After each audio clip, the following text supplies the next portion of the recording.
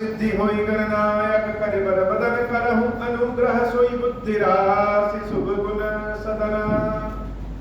जो सुमिरत सिद्धि होई गणनायक करे बर बदन करहु अनुग्रह सोई बुद्धि राशि शुभ गुण सदना। बंदऊ गुरुपद पदुम परागा सुरुचि सुभाष सरस अनुरागा। मंगल भवन अमंगल हारी उमा सहित जहि जपत पुरारी। सुमिरे शिवा शिव पाई पसाऊ बरनऊ राम चरित चित छाऊं। पानी ग्रहण जब कीना महेशा यह ऋषे तब सकल सुरेशा। हरहि राम चरित सब आए प्रेम पुलक लोचन जल छाए। कवन सुकाज कठिन जग माही जो नहीं होई तात तुम पाही। राम काज लगी तब अवतारा सुनता ही भयउ पर्वताकारा। हे महादेव इस जगत बाबा इस जीवन बाबा न कोई कार्य कठिन है नहीं कोई कार्य संभव है भैया। सारे कार्य सरल और संभव हो जाते हैं बाबा अगर आपकी कृपा हो जाए। यह प्रताप रवि जाके उर जब करई प्रकाश पछिले बारही प्रथम जे कहे ते पावई नास। मंगल भवन अमंगल हारी उमा सहित जेहि जपत पुरारी। यह विधि नगर नारी नर करहि राम गुणगान। सानुकूल सब पर रहि संतत कृपा निधान। मंगल भवन अमंगल हारी उमा सहित जेहि जपत पुरारी। जब ते राम प्रताप खगेशा उदित भयो अति प्रबल दिनेशा। पूरी प्रकाश रहु तिहु लोका बहुतन सुख बहुतन मन शोका।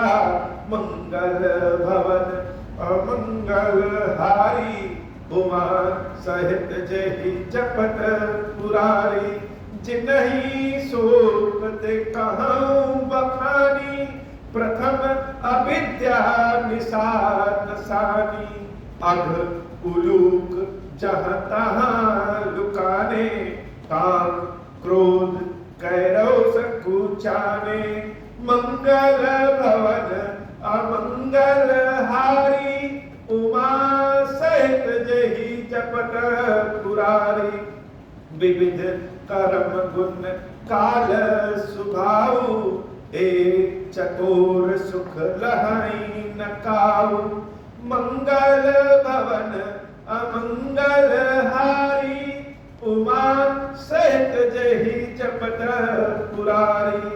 मत्सर मान मोह मद चोरा इनकर हुनर न कवन हूँ ओरा। मंगल भवन अमंगल हारी उमा सहित जेहि जपत पुरारी। धर्म तड़ाग ज्ञान विज्ञाना ए पंकज बिक से विधि नाना। सुख संतोष विराग विवेका विगत शोक एकोक अनेका। मंगल भवन अमंगल हारी उमा सहित जहि जपत पुरारी। पुरारी, मंगल भवन अमंगल हारी, उमा सहित जहि जपत पुरारी। यह प्रताप रवि जाके, उर जब करई प्रकाश, पछिले बारही प्रथम जे, कहे ते पावई नास। मंगल भवन अमंगल हारी, उमा सहित जहि जपत पुरारी। मंगल भवन अमंगल हारी, उमा सहित जहि जपत पुरारी। मंगल भवन अमंगल हारी, उमा सहित जहि जपत पुरारी। मंगल भवन अमंगल हारी, उमा सहित जहि जपत पुरारी। जब व्यक्ति बहुत दुख में हो तो उसको समझ में नहीं आता है कि वह क्या सोच रहा है, क्या कह रहा है, क्या कर रहा है, या भविष्य में क्या करेगा। जाता कहीं और है, पहुंच कहीं और जाता है। पैर जमीन पर रखता है तो भी पैर ठीक से नहीं रखा। और ठीक इसके विपरीत जब व्यक्ति बहुत सुख में होता है, कौन सा सुख? मानसिक सुख में होता है। जब बहुत सुख और आनंद में होता है तो भी व्यक्ति को समझ में नहीं आता है कि वह नाच रहा है कि चल रहा है कि गिर रहा है कि उठ रहा है, अर्थात आनंद के भाव में आ जाता है। बाबा की जब कृपा होती है तो दुख ही सुख में बदल जाता है, विष ही अमृत बन जाता है। इसमें कोई संदेह नहीं। जैसे बादाम को मुंह में डाल के खा लीजिए, वह उतना फायदा नहीं करता जितना कि उसको अगर हम किसी पत्थर पे घिसते रहें और घिस करके खाएं। वैसे ही भगवान किसी को कोई कामना पूर्ण कर दें, कोई वस्तु प्रदान कर दें तो वह सुख तो प्रदान करता है, लेकिन अगर भगवान उस वस्तु के लायक पात्रता प्रदान कर दें तो वह अतिशय सुख प्रदान करता है कि हम उस लायक, उस पात्र हो गए। पांडवों को जब राजसू यज्ञ किए, स्वयं जिसके यज्ञ में भगवान कृष्ण आकर के बैठे, हम लोग तो आह्वान करते हैं देवताओं का कि आ जाए। पांडव जैसे विद्वान लोग जिसके राजमहल में स्वयं कृष्ण आकर के पूजा ले रहे हैं, राजसू यज्ञ करने के बाद उनकी क्या दशा हो?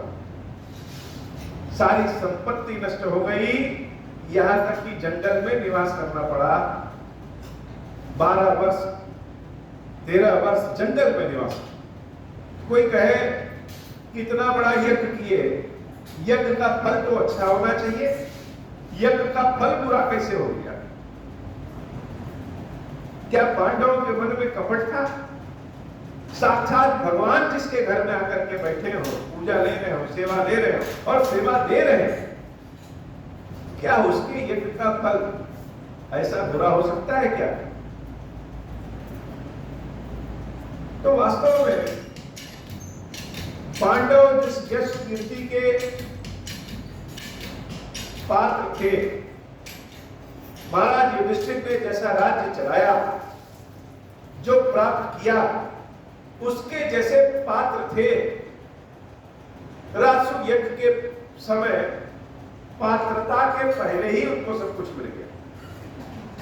और यह जो 13 वर्ष जंगल में व्यतीत किए, यह 13 वर्ष इन पांडवों को पात्रता प्रदान करता है। और 13 वर्ष के बाद, महाभारत के युद्ध के बाद जब शासन सत्ता चलाते हैं, तो वह शासन सत्ता आज भी लोग याद करते हैं कि युधिष्ठिर का राज्य, राम राज्य के बाद युधिष्ठिर के राज्य को ही याद किया जाता है। तो भगवान किसी किसी को दे पहले देते हैं और पात्रता बाद में देते हैं। बिना पात्रता के कुछ संभव ही नहीं। किसी चीज की जब हम कीमत समझें या क्या प्राप्त हुआ है तब तो उसका भाव है। रामराज, जब राम जी राजगद्दी पे बैठे तो अगर राम विरह न हुआ होता तो अयोध्या के लोगों को राम के बारे में शायद पता भी नहीं चलता। रोज हम लोग बढ़िया से स्नान करते हैं, पानी की कोई कमी नहीं, और किसी की एक दिन टंकी खराब हो जाए तब लगता है कि अरे पानी ही सबसे ज्यादा कीमती है। तो जब राम का विरह हुआ, प्रभु श्री राम अयोध्या से गए और उसके बाद जब अयोध्या में आकर के राजगद्दी संभाले तब अयोध्या के लोगों को विरह के बाद मिलन का जो आनंद है वह प्राप्त, पात्रता प्राप्त कर लिया। राम के सुख का, राम के प्रेम का, यह भगवान गरल सुधा, विश्व को ही अमृत बना देते हैं। अमृत ढूंढने की आवश्यकता नहीं। इस क्षीरेश्वर महादेव जी की स्थापना को 11 वर्ष पूर्ण होने वाले। इस बार यह 12वां स्थापना दिवस है और इस दिन का, इस साल का हमें बहुत दिनों से इंतजार था कि 12वां स्थापना दिवस हम कब मनाएंगे, कब प्रवेश करेंगे। तो यह बाबा का इस बार का जो स्थापना दिवस है 29 मई से 2 जून, यह बड़ा बेहतर, बड़ा मंगल है। और जैसे सूर्योदय सुबह होता है 5 बजे और सूर्योदय के उदय होने के पहले ही लालिमा आ जाती है, वैसे ही यह स्थापना दिवस भगवान की लालिमा के रूप में है। कारण तो बहुत। किसी एक पेड़ को अगर हम लगाएं, उसकी देख रेख करें, उसकी सिंचाई करें, तो भी फल आने में समय लगता है। किसी बच्चे को हम पाले पोसे, वह जब तरुण हो जाए तो समय लगता है। वैसे ही यद्यपि भगवान सर्वत्र है, यद्यपि भगवान के सारे रूप हैं, लेकिन ये जो हमारे सामने भगवान के ज्योतिर्लिंग, भगवान के विग्रह है, क्षीरेश्वर महादेव जी हैं, यह है तो भगवान, लेकिन हमारी कामना के ज्योतिर्लिंग, अर्थात इनकी सेवा, इनका पालन लालन, हर चीज जैसे किसी बच्चे का किया जाता है वैसे ही करते हैं। मानो जैसे हम ही स्वयं दशरथ जी हो, हम ही स्वयं वसुदेव हो और यह हमारे बच्चे के स्वरूप में। यद्यपि यह भगवान 12 वर्ष किसी भी विग्रह के लिए बहुत ही अद्भुत होता है।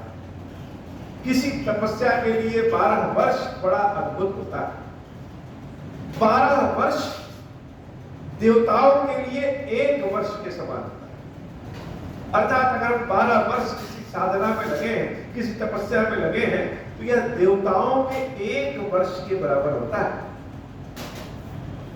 क्षीरेश्वर महादेव जी के 11 वर्ष पूर्ण होकर के 12वां वर्ष लग रहा है। अर्थात महादेव जी अपने दिव्य वर्षों में 1 वर्ष के यह ज्योतिर्लिंग हुए।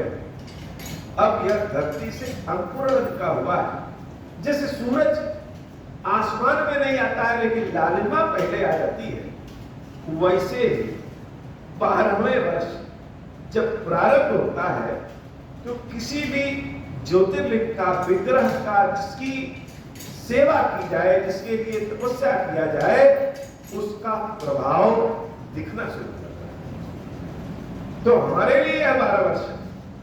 लेकिन बाबा के लिए तो 1 वर्ष है। तो यह जो महादेव जी की स्थापना से इस बार का जो स्थापना दिवस 12वां हम मनाएंगे 11 वर्ष पूर्ण होने के बाद, यह बड़ा अद्भुत है। अब यह हमारे ज्योतिर्लिंग खीरेश्वर बाबा यह कल्याण के देवता है, यह कल्याण के प्रभु है। यहाँ इनके समक्ष जो श्रद्धा भाव के साथ आएगा वही बाबा की कृपा प्राप्त कर लेगा। हो कोई जरूरी नहीं कि सबका श्रद्धा भाव एक जैसा, कोई जरूरी नहीं कि सबके श्रद्धा भाव को हम जान ही सकें। हो सकता है कि ऊपर से वो दिखने में बड़ा कठोर हो, लेकिन उसके हृदय में बड़ी पवित्रता है ईश्वर के लिए। यह खीरेश्वर बाबा जैसे भगवान श्री राम 14 वर्ष के बाद अयोध्या की राजगद्दी पे जब बैठे तो अयोध्या में जैसे प्रकाश फैल गया, वैसे ही बाबा अब यह 11वां वर्ष पूर्ण होकर जो 12वां वर्ष लग रहा है, यह समझ लीजिए कि राजा राम राजगद्दी पे बैठ गए। खीरेश्वर बाबा का प्रभाव, खीरेश्वर बाबा की कृपा अब संसार देखेगा और धीरे धीरे यह कल्याण के देवता उस बरगद के वृक्ष की तरह हो जाएंगे। जैसे किसी बहुत सूखे क्षेत्र में कोई एक बरगद का वृक्ष हो तो सारे जीव जंतु, सारे लोग उस बरगद के वृक्ष के नीचे, बट वृक्ष के नीचे आकर के आश्रय लेते हैं कि धूप न लगे। वैसे यह कलयुग मरुभूमि है, बहुत तेज धूप है, गर्मी है, पाप की गर्मी है, और इससे बचाओ खीरेश्वर महादेव की छांव ही देगी सबके लिए, सबके लिए। यह रामचरितमानस की कथा, यह रामचरितमानस का पाठ, यह अपने आप में से आज के बहुत साल पहले सुंदरकांड पे हम चाहते थे कि कुछ लेखन करें, लिखे। जैसे दरिद्र व्यक्ति को अगर नोटों की गड्डी मिल जाए तो वह संभाल नहीं पाएगा, वह खुशी से उछलने लगे। ऐसे ही जब भगवत कृपा का ज्ञान मिलता है तो व्यक्ति संभाल नहीं पाता है, खुशी से उछलने लगता है। ज्ञानवान लोग संभालते हैं उसको। तो मानस का जब ज्ञान थोड़ा थोड़ा मिला तो हमारा मन करता था कि हम सुंदरकांड के बारे में कुछ लिखें, ऐसा लिखें कि संसार उसको पढ़ करके आश्चर्यचकित हो जाए। लेकिन किसी बहुत ही भले व्यक्ति ने, ज्ञानी व्यक्ति ने हमको यह सलाह दिया कि अभी लिखने की जरूरत नहीं, अभी थोड़ा सा मानस में और डूब जाओ, तब अगर लिखना होगा तो लिखें। और लिखना हमने बंद कर दिया, लेकिन वास्तव में उनका कहना बड़ा अच्छा था। और आज जब बाबा को हम 12-11 वर्ष तक कथा सुना रहे हैं तो मानस का जो रस है, वह रस का स्वाद, रस का आनंद हम ही जानते हैं। जब स्वयं मानस गाते हैं, वह सुनने में चाहे जैसा लगे, लेकिन जो अपने मन के भाव को देता है, इस मानस का एक एक अक्षर, एक एक शब्द जो मुख से निकलता है, जो यहाँ दिमाग में, बुद्धि में, हृदय में ज्ञान प्रकाश फैलाता है, उसके रस का स्वाद, वह भाव को हम ही जानते हैं। यह रस में डूबना बड़ा आनंद है। प्रेम का रस हो, भक्ति का रस हो। कोई बाबा का श्रृंगार बढ़िया करता है, देवी जी का श्रृंगार करता है, वही उसकी भक्ति है। कोई महादेव जी को कथा सुनाता है, कोई महादेव जी के लिए जगह जगह दिया जलाता है, कोई सफाई करता है, उसकी वही भक्ति। ऐसा नहीं है कि हमारी भक्ति दूसरे की भक्ति से श्रेष्ठ। हमारा अपना रस है और उसका अपना रस है, न कोई छोटा न कोई बड़ा, सब तो अपने अपने रस में डूबे हैं। बाबा ने जिसको जिसको जो जो काम दिया है, वह उस काम में लगा है। यह नहीं सोचना चाहिए कि बाबा की कृपा से हम गद्दी पे बैठे हैं तो हम सबसे श्रेष्ठ हैं। महादेव जी ने जिसको जिस गद्दी पे बैठाया है, जिसको जिस काम के लिए उचित समझा है, उसको वह काम दिया है और वह उसी से लेते हैं वह काम। चाहे किसी को भोग बनाने का काम हो, चाहे किसी की सफाई का काम हो, चाहे किसी को आरती का काम हो, जिसको जिसको जिसने जो जो बाबा ने दिया, वह उसके कई जन्मों का पुण्यों का फल है कि खीरेश्वर महादेव सबसे सेवा लेते भी नहीं है और जिससे लेते हैं वो बड़ा धन्य है। किसी के लिए भगवान स्वयं उसको निमंत्रण देके बुला लेते हैं और किसी के पास किसी न किसी रूप में स्वयं चले जाते हैं। यह शंकर पार्वती की जो जोड़ी है, यह खीरेश्वर महादेव खीरेश्वरी माता जी की जो कृपा है, यह बड़ी अद्भुत है बाबा। और आज तो हम महादेव जी की कृपा से बड़े गदगद हैं, बड़े आनंद हैं। मानस मेरे भाव में उतर गया है कि जो मानस में लिखा है वह अमृत वाक्य है, इसमें कोई संदेह नहीं, कोई शंका नहीं, कोई संदेह नहीं, कोई शंका नहीं। महादेव जी हमारी सेवा भक्ति को संभाले रहे, कोई ऐसा कोई काम ना हो जिससे बाबा की सेवा भक्ति से दूर होना पड़े। सदैव महादेव की सेवा भक्ति करें।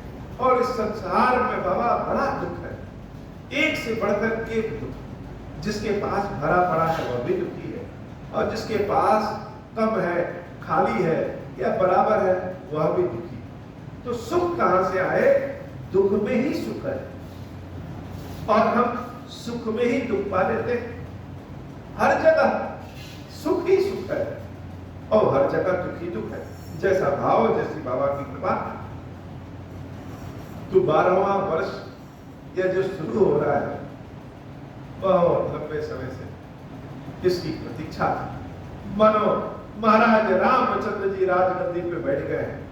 अयोध्या में राम जी के बैठने के बाद यह भाव ऐसा है कि यह प्रताप रवि जाके और जब करे प्रकाश, जैसे प्रकाश फैलता है तो हर जगह साफ साफ दिखने लगता है।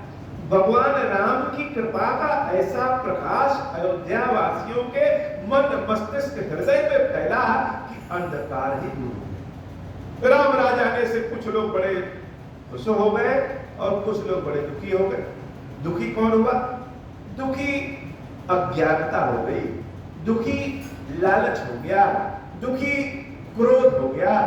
जितने भी बुरी शक्तियां हैं वह सब दुखी हो गई, और जितने भी अच्छे अच्छे हैं सब राम जी की कृपा से प्रकाशित हो गए, आनंद के भाव में आ गए।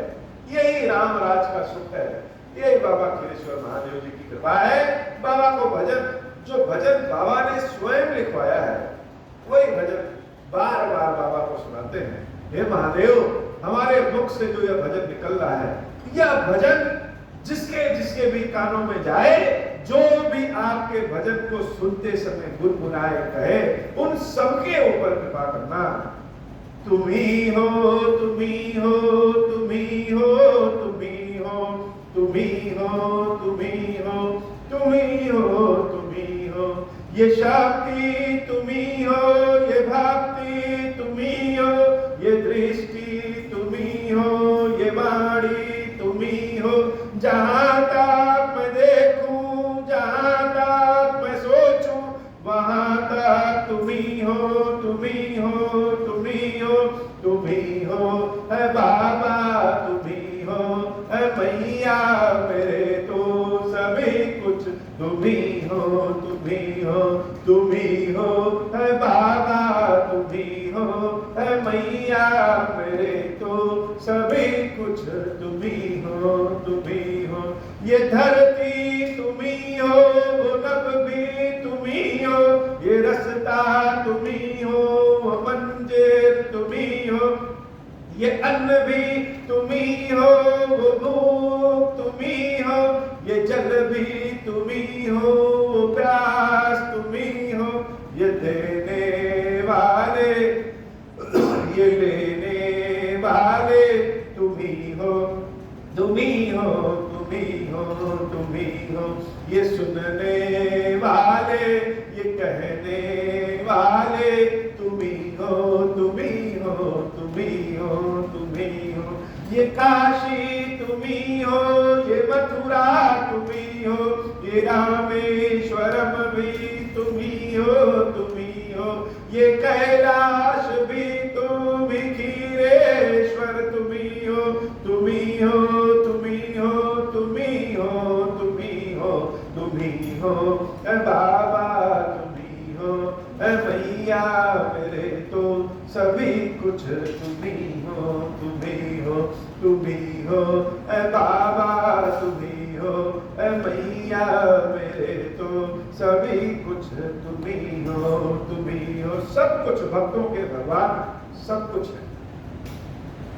जितनी भी चीजें हम देखते हैं, महसूस करते हैं, जानते हैं, सोचते हैं, कल्पना करते हैं या किए हुए रहते हैं, सारे पाप सारे पुण्य सब कुछ महादेव के स्वरूप में ही है। और मुख से केवल निकलता है महादेव महादेव महादेव। लेकिन जो एक सबसे विशेष बात है बाबा, वह आपके और आपके भक्तों के बीच की बात है।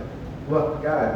वह यह है तेरे बहुत ही भाग दुनिया में, नहीं कोई मेरा सिवाय तेरे, है तेरे बहुत ही भाग दुनिया में, नहीं कोई मेरा सिवाय तेरे, है बाबा मेरे, है मैया मेरी, है बाबा मेरे, है मैया मेरी, जो भी हो तुम्ही हो, तुम्ही हो, तुम्ही हो।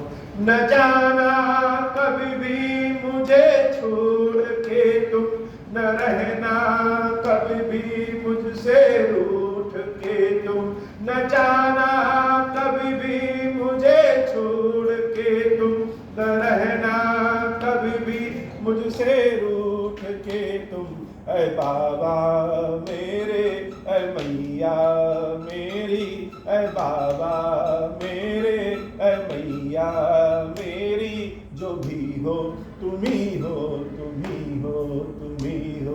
जिन हाथों को जोड़ के तेरी पूजा करूं, वो हाथ तुम्ही हो। जिन बातों को बोल के तेरे भजन गाऊं, वो बात तुम्ही हो। ये शब्द भी तुम्ही हो, ये अर्थ भी तुम्ही हो, तुम्ही हो, तुम्ही हो, तुम्ही हो, तुम्ही हो। ये जीवन तुम्ही हो, ये मुक्ति तुम्ही हो, तुम्ही हो, तुम्ही हो, तुम्ही हो, तुम्ही हो। ये सच भी तुम्ही हो, ये माया तुम्ही हो, तुम्ही हो, तुम्ही हो, तुम्ही हो, तुम्ही हो।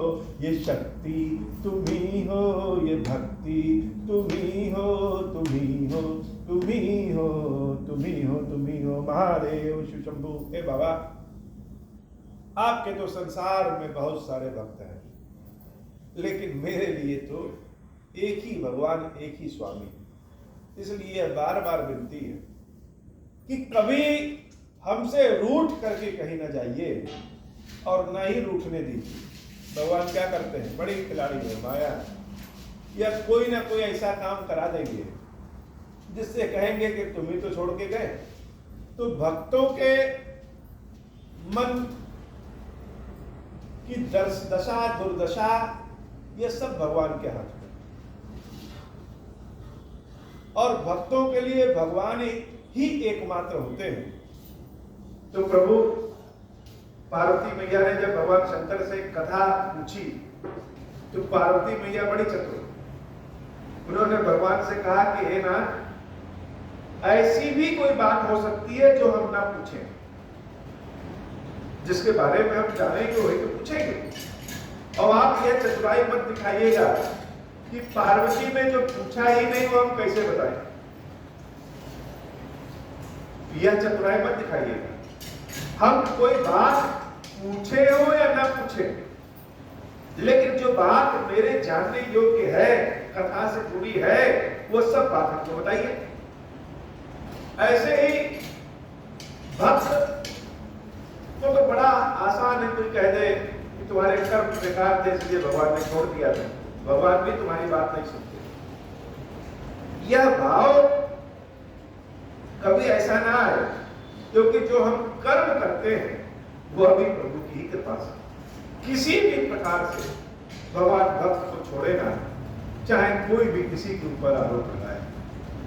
तो हे नाथ, खीरेश्वर महादेव जी की आज बड़ी कृपा है और उत्सव महादेव जी आपका बहुत बढ़िया हो, ऐसी कृपा करिए। बाबा आज बड़े प्रसन्नचित्त भी हैं। इन महादेव जी के मुख को अगर देखा जाए तो मुंह खोल करके आज आप खीर खाएं, और भवानी देवी पार्वती के मुख को देखें, यह भी बड़ी प्रसन्नचित्त है। कृपा करिए महादेव, आपके चरणों की सेवा भक्ति हमेशा बनी रहे।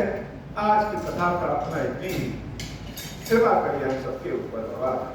अब हो प्रसन्न प्रभु मो पर, नाथ दीन पर नेहु, निज पद भगति देहु प्रभु, पुनि दूसर बर देहु।